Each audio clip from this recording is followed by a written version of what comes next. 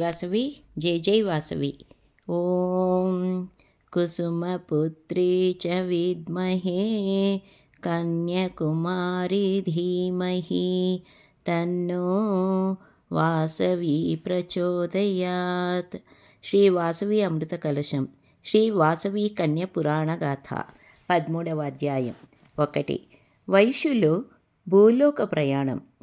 పార్వతీ పరమేశ్వరుల పరిణయం జరిగిన పిదవ ముక్కోటి దేవతలు ముల్లోకవాసులు నానా విధములైన కానుకలను దివ్యమైన ఆభరణములను పార్వతీ పరమేశ్వరులకు భక్తితో సమర్పించిరి. వారినందరినీ శివపార్వతులు ఆశీర్వదించిరి. పిదప పరమేశ్వరుడు అందరూ వచ్చేసినారు గాని భూలోకము నుంచి ఎవ్వరూ రాలేదు మనచి కుబేరుని ప్రశ్నించెను. దేవదేవ త్రిశూలపాణి, సర్వజ్ఞుడైన నీకు తెలియనిదేమున్నది? భూలోకమునందు తారకాసురుని దుశ్చర్యల వల్ల నేడు భూలోకాన వర్ణాశ్రమ ధర్మములు నశించినవి. యజ్ఞములు పూజలు లేక ఇంద్రాది దిక్సతలో పదవిచ్యుతులై తమ తమ కర్తవ్య పాలనము గావించలేక అశక్తులైనారు. యతులు ఋషులు సాధుజనము స్త్రీ బాలవృద్ధులు తారకుడు పెట్టు కష్టములు భరించలేక నానా యాతనలు పడుచుచున్నారు. కరువు కాటకొరలచే అన్నమా రామచంద్ర అని అల్లాడుచున్నారు. అంతేగాక 612 గోత్రజ వైశ్యులు బ్రాహ్మణ శాపగ్రస్తులై గోబిలమున బడి అనేక బాధలు అనుభవించుచున్నారనను.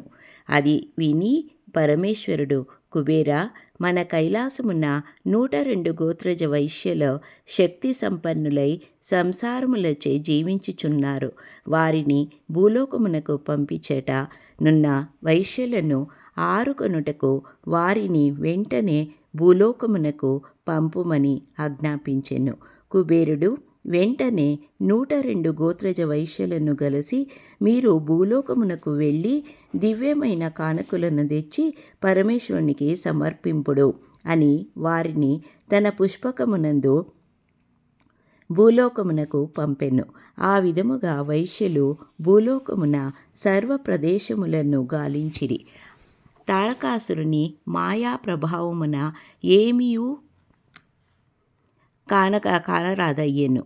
అంతేగాక తమ వంశీయులకు 612 గోత్రజులను కలుసుకొనుటకు ఎంతో ప్రయత్నించినము వారి చేత కనిపించరాచాయెను.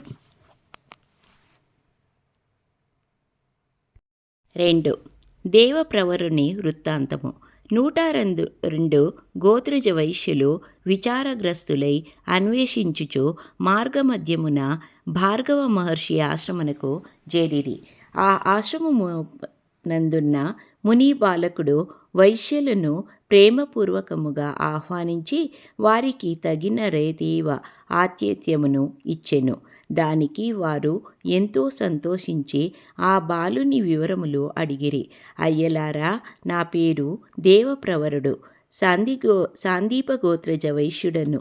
మా తల్లిదండ్రులను కోల్పోయిన నన్ను భార్గవ మహర్షి చేరదీసి నన్ను సర్వ విద్యా పారంగతుణ్ణి చేశారు.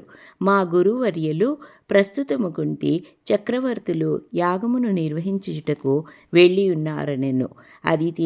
అది విని వారు పరమానంద భరితులై అప్యాయమున, చిన్నవాడివైనను మా వైశ్య గోత్రజుడగు నిన్ను జూచి మేము ధన్యులమైతినిమి.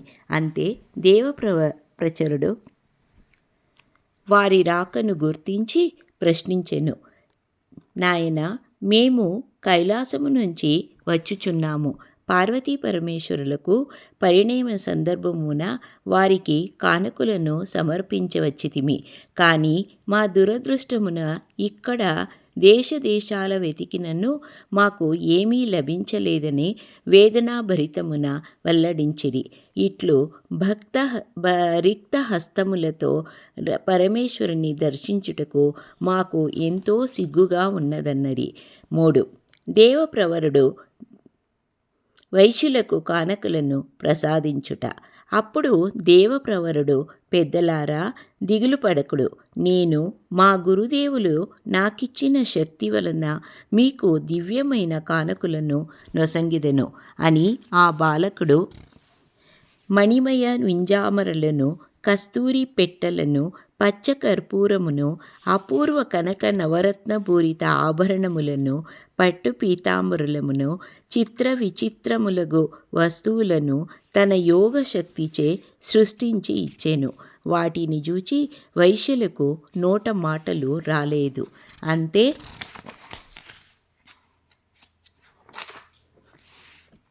వారు, అయ్యా బాలుడవైనవను, నీవు బ్రహ్మజ్ఞాన సంపన్నుడవు, నీవు వైశ్యకులమునకే గర్వకారణము, నీ రుణములు తీర్చుకోకొనవలెనని తెలియకున్నదన్నిరి.